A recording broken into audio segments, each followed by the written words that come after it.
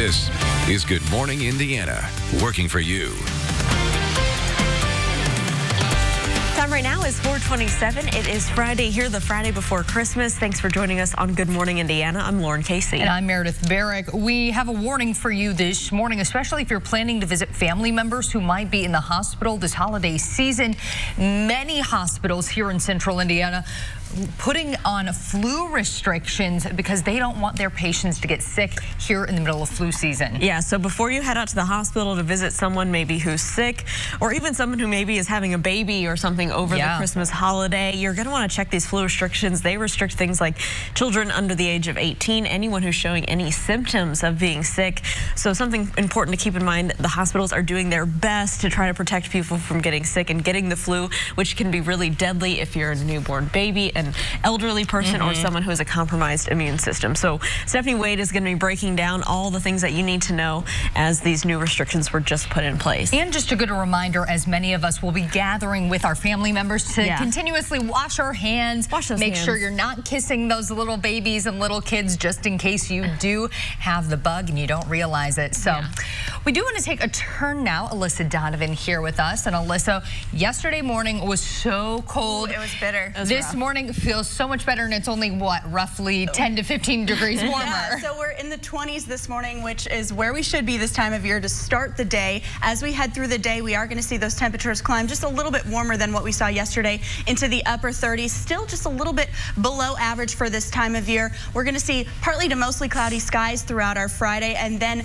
tomorrow we're going to continue a bit of a warming trend. We have the southerly flow in place that's helping usher in some warmer air throughout the weekend. So we'll be in the low 40s this weekend, and then by Christmas we're close to 50 degrees. So we're going to see some nice conditions. Not going to see a white Christmas though.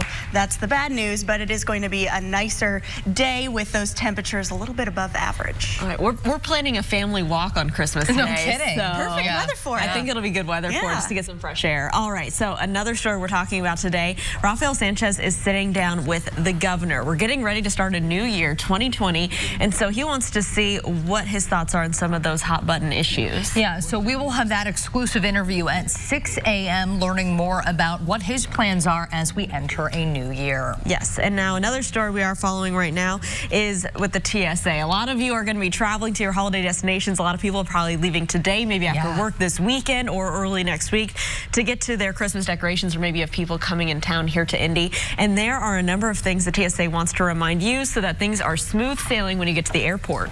Yeah, so just little things like don't wrap those presents. Make sure that you have everything packed correctly.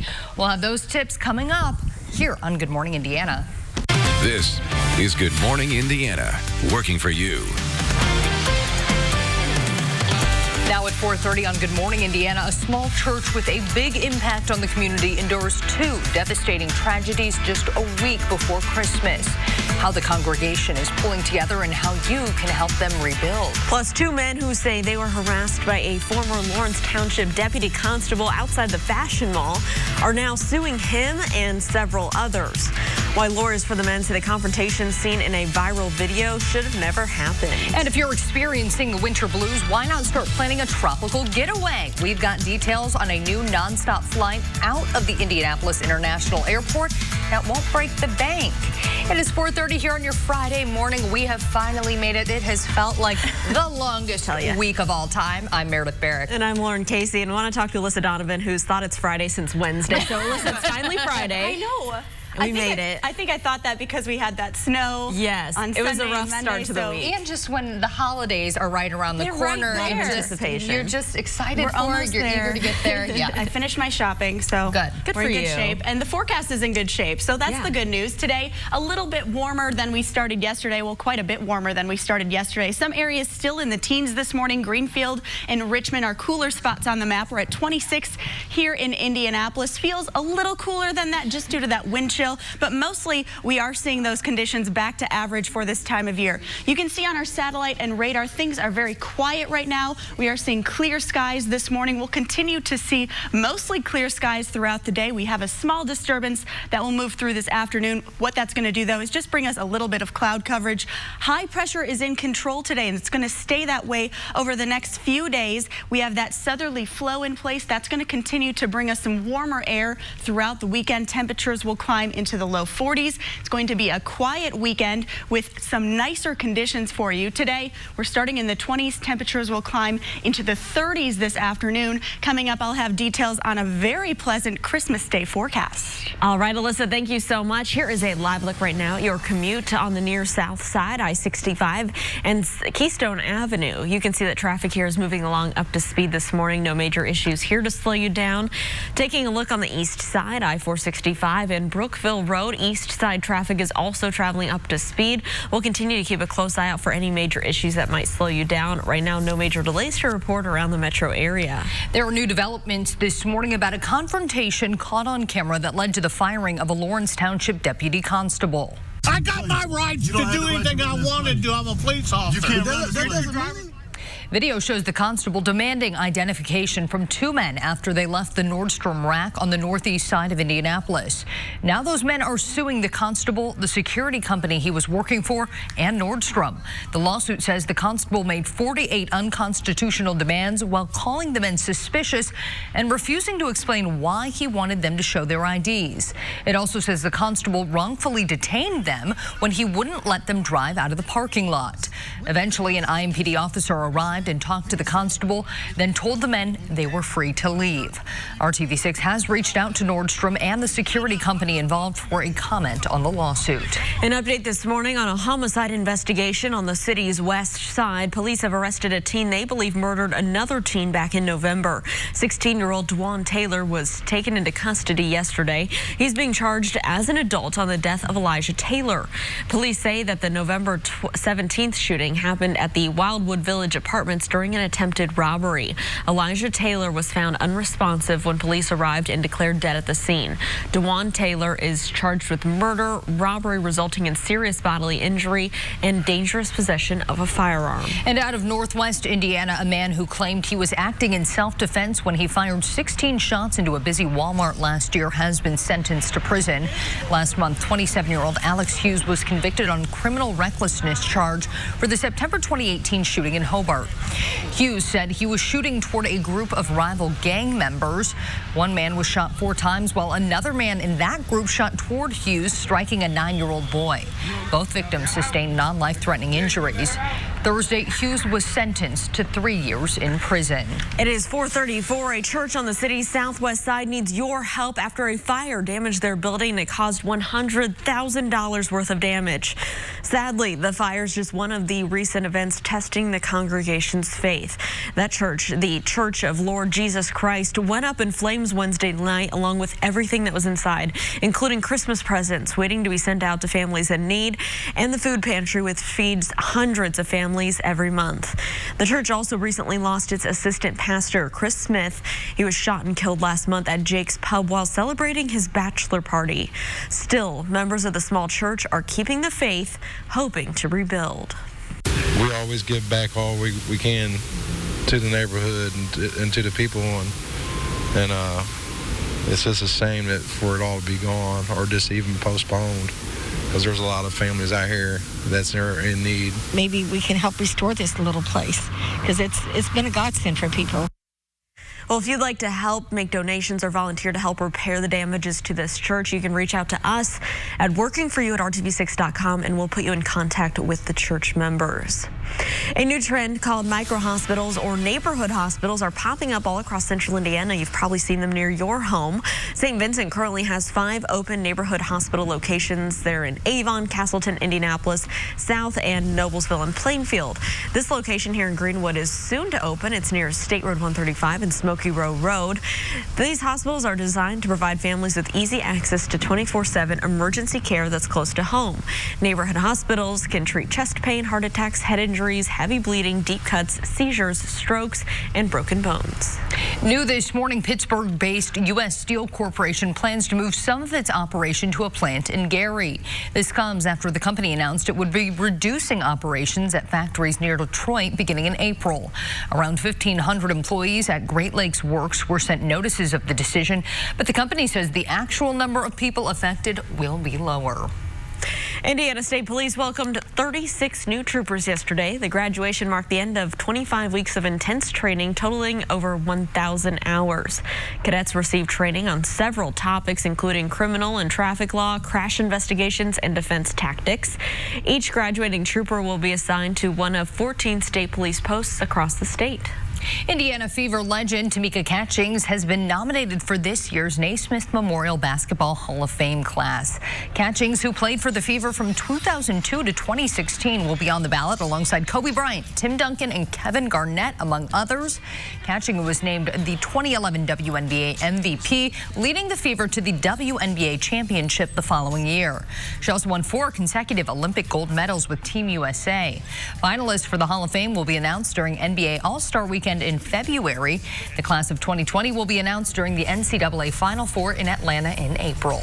Indianapolis International Airport is ending the year with the announcement of a new nonstop flight to Cancun. Budget airline Frontier will officially offer seasonal flights twice a week on Mondays and Fridays.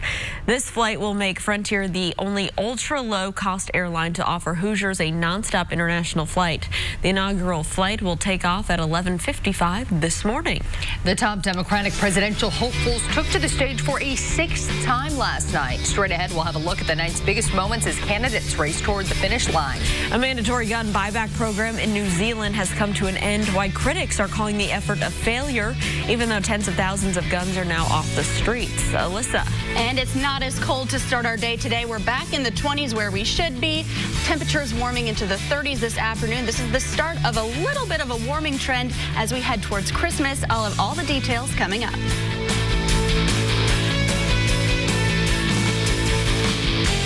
On zero deposit, zero first month, and zero due at signing. Welcome back to Good Morning Indiana. It is 4:41 on your Friday, and here is a live look at your drive over on the east side. No problems here on I-70 at Emerson Avenue. Traffic is traveling up to speed. With less than 2 months to go before the Iowa caucus, 7 of the top Democratic presidential candidates took the stage last night for their 6th debate.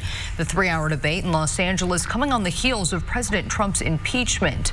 And while the topic was at the top of the agenda, candidates wasted no time getting back to their campaign messages. Yeah, and we're going to hear more from Daryl Forges. He was live, or he has more on that debate.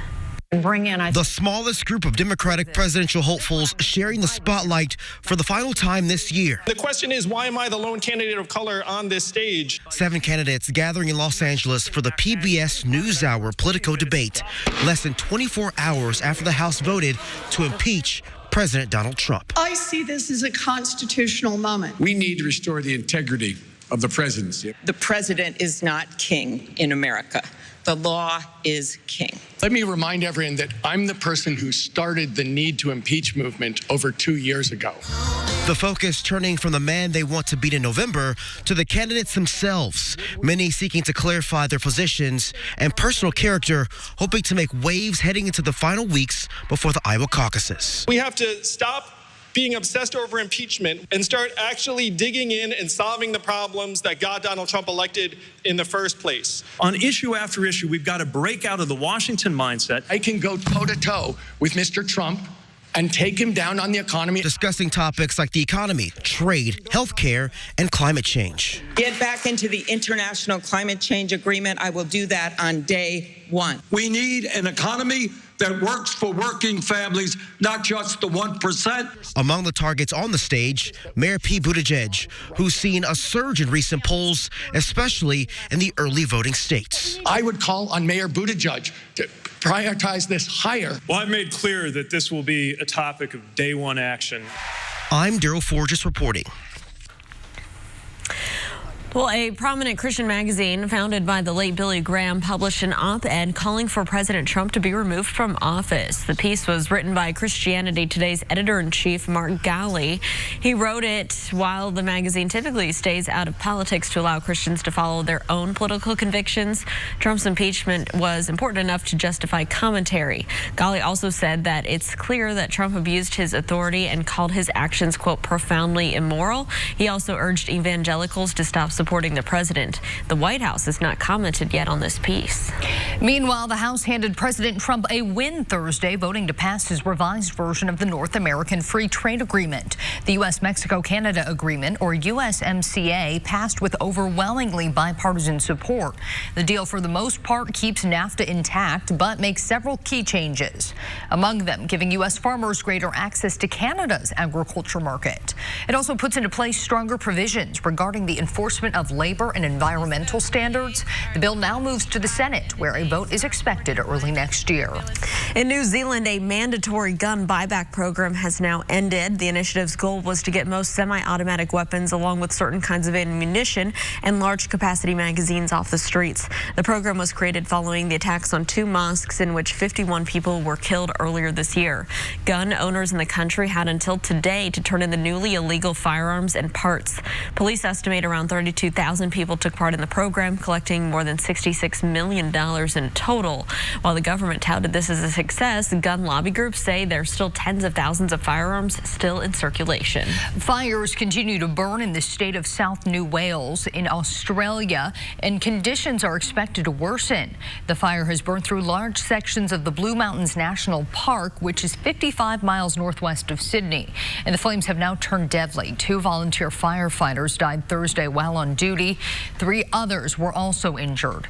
A state of emergency has been declared as a record-breaking heat wave is expected to roll in this weekend. At 4:45 back here in the U.S., a sudden snow squall dropped a frosty blanket on New York City. Squalls are fast-moving, intense storms that can be ferocious but short-lived. Twitter users posted this time-lapse video of the squall moving in and quickly enveloping those skyscrapers. The storm there covered the city in a cloud of snow, but it left behind only a dusting. Central Park was left with close to half an inch of snow, according to the National Weather Service in New York.